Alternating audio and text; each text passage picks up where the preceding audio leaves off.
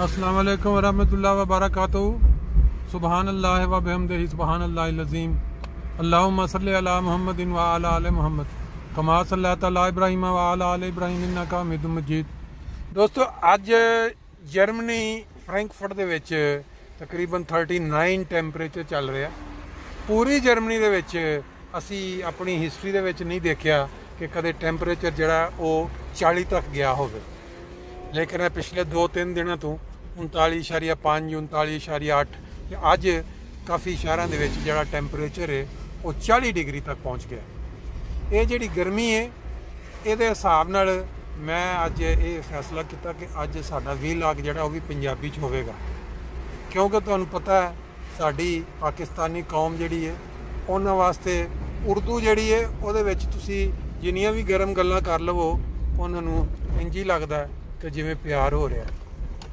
लेकिन पंजाबी जिवें किसी बाप नूं बच्चे दे नाल नाराज़गी हो तो प्यार नाल उर्दू दे विच कहना गधा सा ना हो तो उन्होंने कोई असर ही नहीं हुंदा, लगदा बा प्यार कर रहा।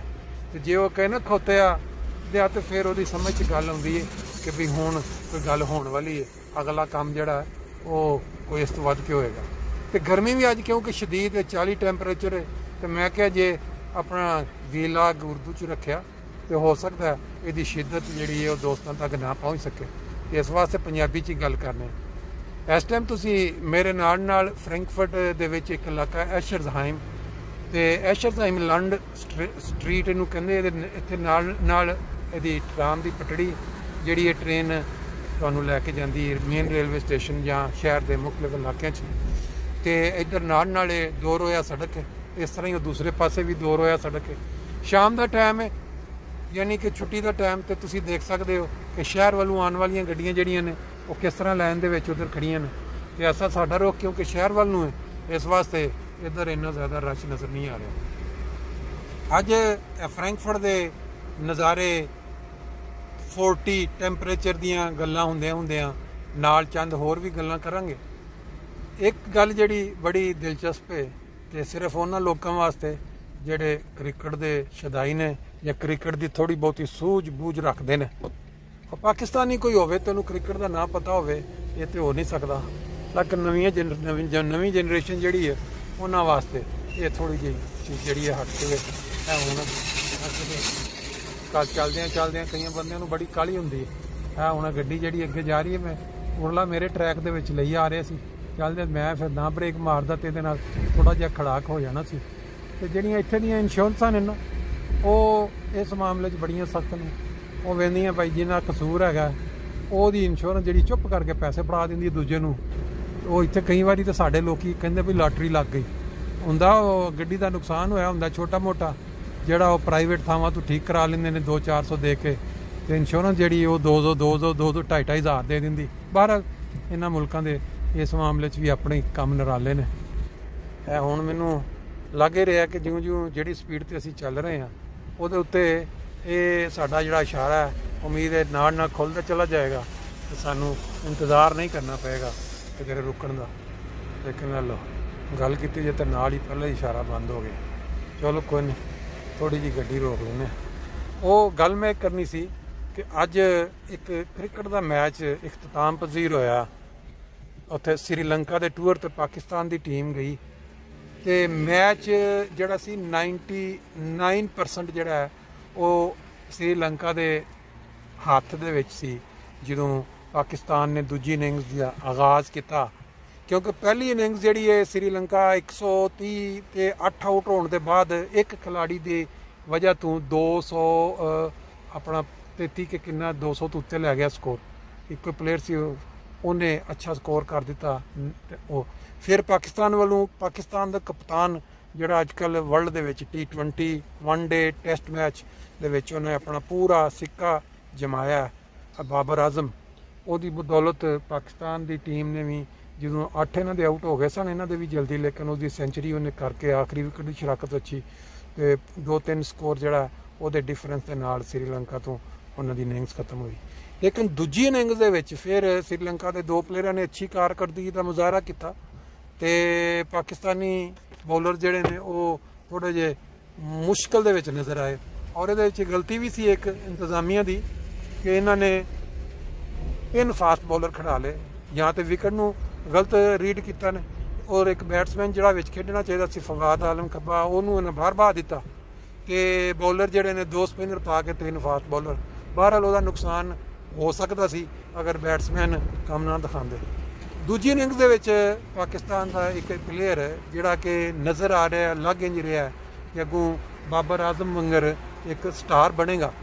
ਉਹਦੇ ਮੁਤਲਕ ਮੁਖਤਲਿਫ ਰਾਏ ਆ ਰਹੀਆਂ ਨੇ, ਕੋਈ ਉਹਨੂੰ ਪਾਕਿਸਤਾਨੀ ਰਾਹੁਲ ਡ੍ਰੈਵਿਡ ਕਹਿ ਰਿਹਾ, ਕੋਈ ਉਹਨੂੰ ਮੁਖਤਲਿਫ ਖਿਤਾਬ ਦੇ ਰਹੇ ਨੇ ਜੀ। ਉਹ ਕਿਆ ਕਮਾਲ ਕਿਸਮ ਦੀ ਉਹਨੇ ਇਨਿੰਗਸ ਖੇਡੀ, ਕਮਾਲ ਕਰ ਛੜੀ ਉਹਨੇ ਫੜ ਕੇ। ਅਤੇ ਉਹਦੇ 160 ਸਕੋਰ ਨਾਟ ਆਊਟ, 341 ਸਕੋਰ ਚੇਜ਼ ਦੇ ਵਿੱਚ ਐਸੀ ਵਿਕਟ ਦੇ ਉੱਤੇ ਜਿੱਥੇ ਅੱਜ ਤੱਕ ਹਿਸਟਰੀ ਕੱਢ ਲਓ ਉਸ ਮੁਲਕ ਦੀ, ਉਸ ਗਰਾਊਂਡ ਦੀ, ਉੱਥੇ ਕਦੇ 263 64 ਤੋਂ ਜ਼ਿਆਦਾ ਸਕੋਰ ਚੇਜ਼ ਨਹੀਂ ਹੋਇਆ ਚੌਥੀ ਵਾਰੀ 'ਚ, ਕਿਉਂਕਿ ਉਹ ਵਿਕਟ ਹੀ ਇੰਨੀ ਟਰਨ ਹੁੰਦੀ ਹੈ। ਲੇਕਿਨ ਪਾਕਿਸਤਾਨੀਆਂ ਨੇ ਕਮਾਲ ਕਰ ਦਿੱਤਾ ਕਿ 341 ਸਕੋਰ ਜਿਹੜਾ ਉਹ ਚੇਜ਼ ਕਰ ਮਾਰਿਆ, ਔਰ ਉਹ ਸਿਰਫ ਔਰ ਸਿਰਫ ਇੱਕ ਪਲੇਅਰ ਦੇ ਬਦੌਲਤ ਕਹਿ ਸਕਦੇ ਹੋ। ਨਾਲ ਦੂਜੇ ਕਪਤਾਨ ਨੇ ਵੀ 50 ਮਾਰੀ, ਬਾਬਰ ਆਜ਼ਮ ਨੇ, ਲੇਕਿਨ ਉਹ ਸ਼ਫੀਕ ਅਬਦੁੱਲਾ ਸ਼ਫੀਕ ਨਾਮ ਹੀ ਇਹਦਾ ਬੜਾ ਅੱਛਾ ਜਿਹਾ ਲੱਗ ਰਿਹਾ, ਤਹਿਕੀਕ ਕਰਨੀ ਪਏਗੀ। ਤੇ ਇਹ ਆਪਣਾ ਉਹਨੇ 160 ਮਾਰ ਕੇ ਓਪਨਰ ਆਇਆ ਤੇ ਨਾਟ ਆਊਟ ਐਂਡ ਤੱਕ ਗਿਆ। ਉਹਦੀ ਬਦੌਲਤ ਪਾਕਿਸਤਾਨ ਨੇ ਇੱਕ ਐਸਾ ਅਨਹੋਨਾ ਕੰਮ ਕੀਤਾ ਕਿ ਟੈਸਟ ਮੈਚ ਜਿਹੜਾ ਇੱਕ ਤਕਰੀਬਨ ਹਾਰਿਆ ਨਜ਼ਰ ਆ ਰਿਹਾ ਸੀ, ਉਹ ਜਿੱਤ ਗਿਆ। ਇਹਦੇ ਵਿੱਚ ਹੁਣ ਉਹਦੀ ਵੀ ਬੜੀ ਬੱਲੇ ਬੱਲੇ ਹੋ ਰਹੀ ਹੈ, ਅਬਦੁੱਲਾ ਸ਼ਫੀਕ ਦੀ ਵੀ। ਕਪਤਾਨ ਬਾਬਰ ਆਜ਼ਮ ਨੇ ਵੀ 1 'ਚ ਮਾਰਿਆ, 1 'ਚ 50 ਮਾਰੀ। ਤੇ ਇਹ ਸੀ ਅੱਜ ਦੀ ਗੱਲ। ਤੇ ਨਾਲ ਤੁਸੀਂ ਨਜ਼ਾਰੇ ਫਰੈਂਕਫਰਟ ਦੇ ਸਾਰੇ ਦੇਖ ਰਹੇ ਹੋ। ਇਹ ਹੁਣ ਗਰਮੀ ਦਾ ਜ਼ੋਰ ਇਸ ਟਾਈਮ ਟੁੱਟ ਰਿਹਾ। ਦੁਪਹਿਰ ਦੇ ਟਾਈਮ ਜਿਹੜਾ ਟੈਂਪਰੇਚਰ 40 ਸੀ ਫਰੈਂਕਫਰਟ 'ਚ, ਤੇ ਪੂਰਾ 40 ਨਹੀਂ ਪਹੁੰਚਿਆ, ਲੇਕਿਨ ਆਲੇ ਦੁਆਲੇ ਕਈ ਸ਼ਹਿਰਾਂ ਦੇ ਵਿੱਚ 40 ਟੈਂਪਰੇਚਰ। ਜਰਮਨੀ ਵਗੈਰੇ ਮੁਲਕ ਵਾਸਤੇ ਇਹ ਤਸੱਵਰ ਕਰਨਾ ਬੜਾ ਮੁਸ਼ਕਲ ਹੈ ਕਿ ਇੱਥੇ ਵੀ 40 ਟੈਂਪਰੇਚਰ ਹੋ ਸਕਦਾ। ਆਮ ਤੌਰ 'ਤੇ ਇੱਥੇ ਜਿਹੜੇ ਲੋਕ ਨੇ ਉਹ ਜਦੋਂ 30-35 ਟੈਂਪਰੇਚਰ ਪਹੁੰਚਦਾ ਤੇ ਕੱਪੜੇ ਲਾਉਣੇ ਸ਼ੁਰੂ ਕਰ ਦਿੰਦੇ ਨੇ। ਤੇ ਇਹਨਾਂ ਦਾ ਵੈਸੇ ਹੀ ਇਹਨਾਂ ਦਾ ਕਲਚਰ ਹੀ ਇੰਝ ਦਾ ਕਿ ਜਿਲਦ ਜਿਹੜੀ ਹੈ ਉਹਦੇ ਉੱਤੇ ਜਿੰਨਾ ਘੱਟ ਕੱਪੜਾ ਹੋਵੇ, ਲੇਕਿਨ ਜਦੋਂ ਫਿਰ ਟੈਂਪਰੇਚਰ ਇੰਝ ਦਾ ਹੋ ਜਾਏ ਜਿੱਥੇ 40 ਔਰ ਗਰਮੀ, ਤੇ ਫਿਰ ਤੁਸੀਂ ਹੁਣ ਅਗਰ ਅਸੀਂ ਕਿਸੇ ਐਸੇ ਪਾਰਕ 'ਚ ਚਲੇ ਜਾਂਦੇ ਜਾਂ ਕਿਤੇ ਸਵਿਮਿੰਗ ਪੂਲ ਵਾਲੇ, ਤੇ ਫਿਰ ਬਿਲਕੁਲ ਅੰਦਾਜ਼ਾ ਤੁਹਾਨੂੰ ਹੋ ਜਾਂਦਾ ਕਿ ਇਹ ਕੌਮ ਜਿਹੜੀ ਹੈ ਗਰਮੀ ਦੇ ਵਿੱਚ ਕਿਸ ਹੱਦ ਤੱਕ ਜਿਹੜੀ ਹੈ ਉਹ ਜਾ ਸਕਦੀ ਹੈ। ਬਹਰਹਾਲ ਇਹ ਤੇ ਇੱਕ ਵੀਲਾਗ ਪੰਜਾਬੀ ਦੇ ਵਿੱਚ ਕਰਦਿਆਂ ਬਾਈ ਦੀ ਵੇ ਇੱਕ ਗੱਲ ਹੋ ਗਈ। ਨਜ਼ਾਰੇ ਤੁਸੀਂ ਇਸ ਟਾਈਮ ਮੇਰੇ ਨਾਲ ਵੇਖ ਰਹੇ ਹੋ। ਇਸ ਸਾਈਡ 'ਤੇ ਇਹ ਪਾਰਕ ਹੈਗਾ, ਇਹਦੇ ਪਿੱਛੇ ਉਹ ਜਿਹੜੀ ਬੋਕਨਹਾਈਮ ਦੇ ਵਿੱਚ ਗੋਇਟੇ ਯੂਨੀਵਰਸਿਟੀ ਹੈ, ਉਸ ਤੋਂ ਪਿਛਲੀ ਸੜਕ 'ਤੇ ਹੋਵੇ। ਤੇ ਇਸ ਪਾਸੇ ਜਿਹੜੀਆਂ ਤੁਸੀਂ ਹੁਣ ਇਸ ਟਾਈਮ ਬਿਲਡਿੰਗਾਂ ਦੇਖ ਰਹੇ ਹੋ ਨਾ, ਇਹ ਮੈਂ ਇਹਨੂੰ ਹਮੇਸ਼ਾ ਕਹਿੰਦਾ ਕਿ ਅਮਰੀਕਾ ਜਿਹੜਾ ਨਿਊਯਾਰਕ, ਇਹ ਕੀ ਕਹਿ ਸਕਦੇ ਹੋ ਤੁਸੀਂ ਕਿ ਆਪਣਾ ਅਮਰੀਕਨ ਨਿਊਯਾਰਕ ਜਾਂ ਯੂਰਪ ਦਾ ਨਿਊਯਾਰਕ। ਤੇ ਲਓ ਜੀ, ਇਸ ਪਾਸੇ ਮੈਂ ਤੁਹਾਨੂੰ ਕਈ ਦਫਾ ਅੱਗੇ ਦਿਖਾ ਚੁੱਕਿਆ। ਇਹ ਬੜੀ ਇਹਨਾਂ ਦੀ ਬਹੁਤ ਵੱਡਾ ਇੱਕ ਪੁਰਾਣੀ ਬਿਲਡਿੰਗ ਹੈ, ਜਿਹਦੇ ਵਿੱਚ ਬੜੇ ਵੱਡੇ ਜਿਹੜੇ ਇਹਨਾਂ ਦੇ ਕਨਸਰਟ ਹੁੰਦੇ ਨੇ। ਕੋਈ ਮਸ਼ਹੂਰ ਆਦਮੀ, ਕੋਈ ਮਾਰੂਫ ਜਿਹਨੇ ਆਪਣਾ ਉਹ ਗਵਈਏ ਜਿਹਨਾਂ ਨੂੰ ਕਹਿੰਦੇ, ਇੱਥੇ ਆ ਕੇ ਜਾਂ ਹੋਰ ਵੀ ਕੋਈ ਮਸ਼ਹੂਰ ਪ੍ਰੋਗਰਾਮ, ਬੜਾ ਮਹਿੰਗਾ। ਤੇ ਅੱਗੇ ਫਿਰ ਤੁਸੀਂ ਅਗਰ ਚਲੋ, ਉਹ ਬਿਲਡਿੰਗਾਂ ਬੈਂਕਾਂ ਦੀਆਂ ਉੱਚੀਆਂ ਬਿਲਡਿੰਗਾਂ। ਇਹ ਬੈਂਕ ਜਿਹੜੇ ਨੇ ਨਾ, ਇਹ ਵੀ ਆਪਣੀ ਨੱਕ ਨੂੰ ਉੱਚਾ ਰੱਖਣ ਵਾਸਤੇ ਆਪਣੀ ਬਿਲਡਿੰਗ ਨੂੰ ਉੱਚਾ ਕਰਦੇ ਨੇ। ਉਹਦੀ ਵਜ੍ਹਾ ਹੈ ਕਿ ਜਿਹੜਾ ਨਵੀਂ ਬਿਲਡਿੰਗ ਇੱਥੇ ਬਣਦੀ ਹੈ ਨਾ, ਉਹ 2-4 ਫੁੱਟ ਦੂਜੇ ਨੂੰ ਵਧਾ ਦਿੰਦੀ ਉੱਤੇ, ਕਿ ਅਸੀਂ ਇਸ ਤੋਂ ਉੱਤੇ ਚਲੇ ਗਏ।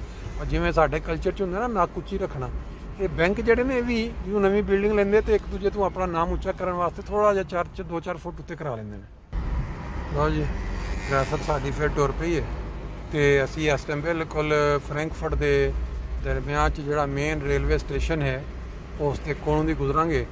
ਇਸ ਪਾਸੇ ਇਹ ਬਿਲਡਿੰਗਾਂ ਤੁਸੀਂ ਦੇਖ ਰਹੇ ਜੇ ਕਿ ਇਨਸਾਨ ਅਗਰ ਉਹਨੂੰ ਘੁਮਾ ਕੇ ਉੱਤੇ ਦਿਖਾਉਣਾ ਚਾਹੀਏ ਤੇ ਉੱਤੇ ਇੰਨੀ ਉੱਚੀ ਹੈ ਕਿ ਬੰਦਾ ਮਤਲਬ ਉੱਤੇ ਬੜੀ ਮੁਸ਼ਕਿਲ ਦੇ ਨਾਲ ਗੱਡੀ ਚਲਾਉਂਦਿਆਂ ਨਜ਼ਰ ਪਹੁੰਚੇਗੀ ਉੱਥੇ। ਇਹ ਬਾਅਦ ਬਿਲਡਿੰਗਾਂ ਐਸੀਆਂ ਨੇ ਜਿਹਦੇ ਵਿੱਚ ਉਹਨਾਂ ਨੇ ਉਹਨੂੰ ਮੋਡੀਫਾਈ ਕਰਨ ਵਾਸਤੇ ਪੁਰਾਣਾ ਸਾਰਾ ਕੁਝ ਕੱਢ ਕੇ ਤੈਨੂੰ ਮਾਡਰਨ ਕਰਨਾ ਨੇ। ਇੱਧਰ ਵੀ ਆ ਦੇਖੋ ਡੋਇਚੇ ਬੁੰਦਸਬੰਕ, ਉਹਦੀ ਸੈਂਟਰਲ।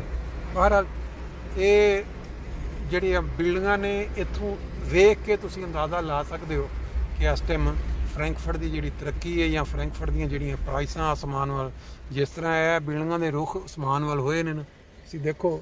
ਮੈਂ ਕੋਸ਼ਿਸ਼ ਕਰਨਾ ਕਿ ਅਗਰ ਪੂਰੀ ਅਗਰ ਨਜ਼ਰ ਆ ਜਾਏ, ਇਹ ਜਿਸ ਤਰ੍ਹਾਂ ਇਹਨਾਂ ਦੇ ਰੁੱਖ ਅਸਮਾਨ ਵੱਲ ਨੇ ਨਾ, ਇਸੇ ਤਰ੍ਹਾਂ ਹੀ ਜਿਹੜੇ ਮਕਾਨ ਤੇ ਜਿਹੜੇ ਫਲੈਟ ਨੇ ਉਹਨਾਂ ਦੇ ਰੁੱਖ ਵੀ ਉਹਨਾਂ ਦੀਆਂ ਪ੍ਰਾਈਸਾਂ ਜਿਹੜੀਆਂ ਅਸਮਾਨ ਵੱਲ ਜਾ ਚੁੱਕੀਆਂ ਨੇ। ਇਹ ਜਿਹੜਾ ਤੁਸੀਂ ਅੱਗੇ ਚੁਰਾਹਾ ਦੇਖ ਰਹੇ ਹੋ ਸੱਜੇ ਪਾਸਿਓਂ ਇੱਧਰ ਮੋਟਰਵੇ ਆ ਕੇ ਤੇ ਇੱਧਰ ਫਰੈਂਕਫਰਟ ਦੇ ਵਿੱਚ ਲੈ ਕੇ ਆਉਂਦੀ ਹੈ। ਇਸ ਪਾਸੇ ਅਗਰ ਚਲੇ ਜਾਓ ਤੇ railway station, main railway station ਜਿਹੜਾ ਇਹ ਕਿਸੇ ਲੱਗਦਾ ਸਾਈਕਲ ਵਾਲੇ ਦੀ ਟੋਕਰੀ ਥੱਲੇ ਡਿੱਗ ਪਈ ਹੈ ਆ ਕੇ ਤੇ ਜਿਹੜੇ ਟ੍ਰੈਫਿਕ ਨੂੰ ਖਰਾਬ ਕਰੇਗੀ। ਬਾਹਰ ਹੈ ਖਤਰਨਾਕ ਹੈ। ਤੇ ਅੱਗੇ ਤੁਸੀਂ ਦੇਖੋ ਇਹ ਜਿਹੜੀਆਂ ਬਿਲਡਿੰਗਾਂ ਦੇ ਉੱਤੇ ਕੰਮ ਸ਼ੀਸ਼ਾ ਲੱਗ ਰਿਹਾ, ਇਸ ਤਰ੍ਹਾਂ ਦੀਆਂ ਬਿਲਡਿੰਗਾਂ ਹਰ ਪਾਸੇ ਚੁੱਕੀ ਜਾ ਰਹੇ ਨੇ ਕਿਉਂਕਿ ਜਿਹੜਾ ਅੱਗੋਂ ਆਉਣ ਵਾਲਾ ਵਕਤ ਦੱਸ ਰਿਹਾ ਹੈ ਕਿ ਜਿਹੜਾ ਇਹ ਫਰੈਂਕਫਰਟ ਜਿਹੜਾ ਯੂਰਪ ਦਾ ਹੱਬ ਬਣੇਗਾ ਜਿਸ ਤਰ੍ਹਾਂ ਲੰਡਨ ਸੀ। ਤੇ ਲੰਡਨ ਦੀਆਂ ਪ੍ਰਾਈਸਾਂ ਸਾਰਿਆਂ ਨੂੰ ਪਤਾ ਹੈ, ਸਾਡੇ ਮੁਲਕ ਦੇ ਜਿਹੜੇ ਲੀਡਰਾਂ ਨੇ ਉਹਨਾਂ ਤੋਂ ਜ਼ਿਆਦਾ ਕੌਣ ਉਹਨਾਂ ਨੂੰ ਜਾਣ ਸਕਦਾ। ਜਿਹਦੇ ਕੋਲ ਪੈਸਾ ਮਾਲ ਇਕੱਠਾ ਹੁੰਦਾ ਉਹ ਚੁੱਕ ਕੇ ਤੇ ਲੰਡਨ 'ਚ ਲਿਆ ਕੇ ਫਲੈਟ ਖਰੀਦ ਲੈਂਦਾ। ਤੇ ਇਸ ਵਾਸਤੇ ਹੁਣ ਉਹ ਲੰਡਨ ਦੇ ਬਾਅਦ ਮੈਨੂੰ ਲੱਗਦਾ ਅਗਲਾ ਕੰਮ ਜਿਹੜਾ ਨਾ ਫਰੈਂਕਫਰਟ ਬਣੇਗਾ। ਇਸ ਸਾਈਡ ਤੇ ਵੀ ਮੈਂ ਤੁਹਾਨੂੰ ਇੱਕ ਬਿਲਡਿੰਗ ਦਿਖਾ ਦਿਆਂ, ਬੜੀ ਖੂਬਸੂਰਤ ਬਿਲਡਿੰਗ ਔਰ ਹਾਈਟ ਦੇਖੋ।